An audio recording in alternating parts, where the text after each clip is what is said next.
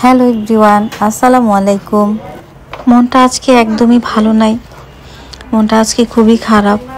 আল্লাহ পাকের কাছে শুকরিয়া যে আল্লাহ পাক এত বড় একটা দুর্ঘটনা থেকে আমাদেরকে রক্ষা করেছেন। সেই জন্য আল্লাহ পাকের কাছে অনেক শুকরিয়া আদায় করছি। আমার ছোট্ট একটা বাচ্চা আছে। আমার বাচ্চাটার বয়স এখন বর্তমানে 11 মাস চলে।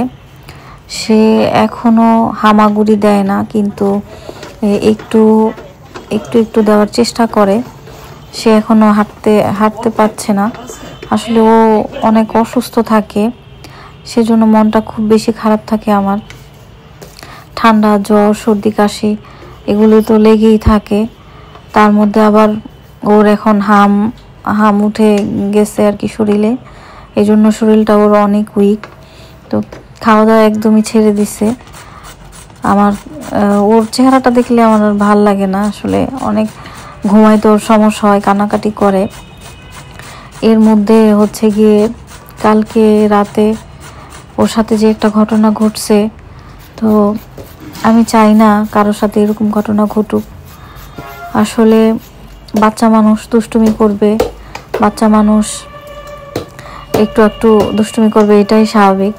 আমরা বাবা মা যারা আছি তাদের প্রত্যেকেরই উচিত তাদের সন্তানদের যত্ন নেওয়া, খেয়াল করা। আসলে আমার অসতর্কতার কারণে আজকের দিনে এত বড় একটা দুর্ঘটনা ঘটে যেতে পারত। আমি অসতর্ক ছিলাম বলে আমারই ভুল ছিল, দোষটা আমারই সম্পূর্ণ ছিল।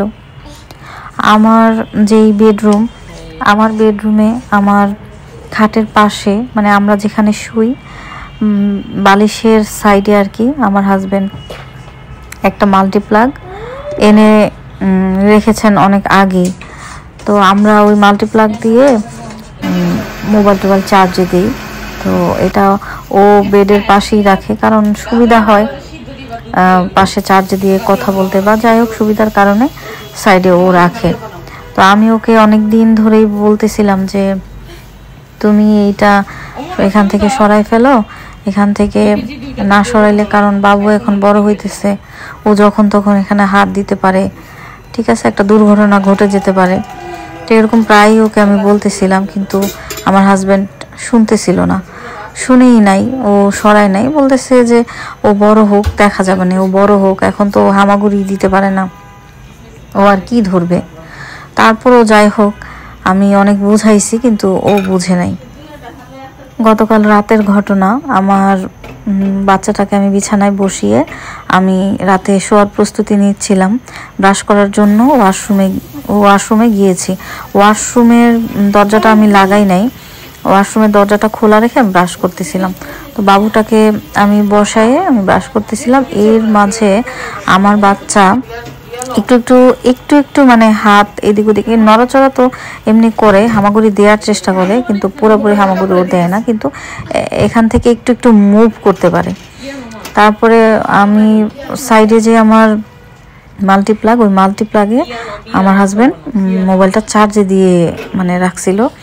চার্জে দেওয়ার পরে ওই লাইনটা ও আর অফ করে নাই। মোবাইলটা নিয়ে অন্য রুমে চলে গেছে, চার্জার ও খুলে নাই আর লাইনটাও অফ করে নাই, চার্জারটাও এইভাবেই রেখে চলে গেছে। তারপরে যাই হোক, ও আমার বাচ্চাটা আমি আবার সাইডেই বসাইছি, আমি আর খেয়াল করি নাই যে লাইনটা অন আছে আর চার্জারের মানে মাথাটা বালিশের সাইডে। তো বাচ্চা মানুষ, ও হয়তো বা দেখছে, দেখার পরে ও ওইটা গিয়ে ধরে এরকম করে মানে টানতে ও মুখে দেওয়ার চেষ্টা করতেছিল, অথচ এই দিক দিয়ে কিন্তু মানে লাইনটা কিন্তু অন। আর যেই মাল্টিপ্লাগটা ওটা ওর সামনে নিয়ে এসে সামনে একদম নিয়ে এসে পড়ছে। তারপরে আমি ওয়াশরুমে থেকে একদম মানে এইভাবে মাথাটা সরাই ওকে আবার দেখতেছিলাম যে ও কি করতেছে। যখনই দেখতে পাইছি যে ও মাল্টিপ্লাগের ভিতরে মানে হাত দিবে এমতো অবস্থায় দৌড়ে গিয়ে আমি লাইনটা আগে মানে অফ করছি।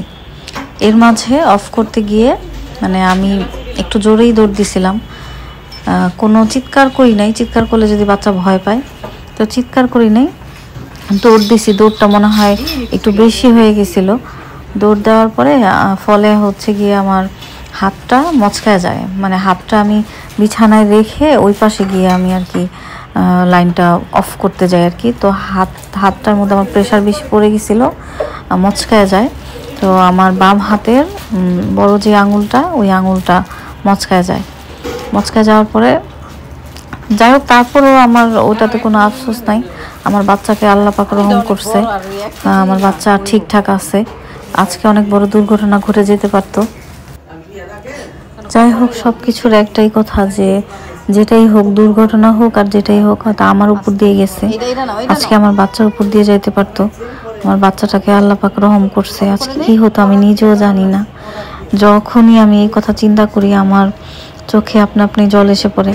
আমার বাচ্চার কথা চিন্তা করলে এখনো মানে নিজের শরীরের লোম দাঁড়ায় যায়। আসলে কি করছি, আমাদের নিজেদের এই ভুলগুলির কারণে এই যে বাচ্চা কাচ্চাদের অ্যাক্সিডেন্ট হয়। আসলে বাবা মাদের অনেক সতর্ক হওয়া উচিত। আমাদের অসতর্কতার কারণে আসলে অনেক দুর্ঘটনা ঘটে যায়। আল্লাহ পাক অনেক মহান, মহান রবের কাছে অনেক শুকরিয়া। আল্লাহ পাক এত বড় একটা বিপদ থেকে আমার বাচ্চাটাকে রহম করেছেন। যাই হোক, আমার হাতের আঙুলটায় সমস্যা হয়েছে, ওটাতে আমি কোনো সমস্যা মনে করতেছি না। আমার বাচ্চাটা তো আল্লাহ পাক বাঁচাইছে, এটাই অনেক কিছু। তো পরবর্তীতে আমার হাজব্যান্ডকে আমি কল দিই যে আমার হাতে এরকম এরকম সমস্যা হয়েছে। তখন রুমে কেউ ছিল না। তারপরে দৌড়ে আসে ও, এসে দেখে যে আমার হাতের এই অবস্থা। প্রথমে যখন হাতটা মচকাইছে, প্রথমে আমি ভাবছিলামই যে শিওর আমার হাতটা ভেঙে গেছে, মানে আমার আঙুলটা ভেঙে গেছে, হাত না সরি, আঙুলটা ভেঙে গেছে, এটাই আমি চিন্তা ভাবনা করতেছিলাম।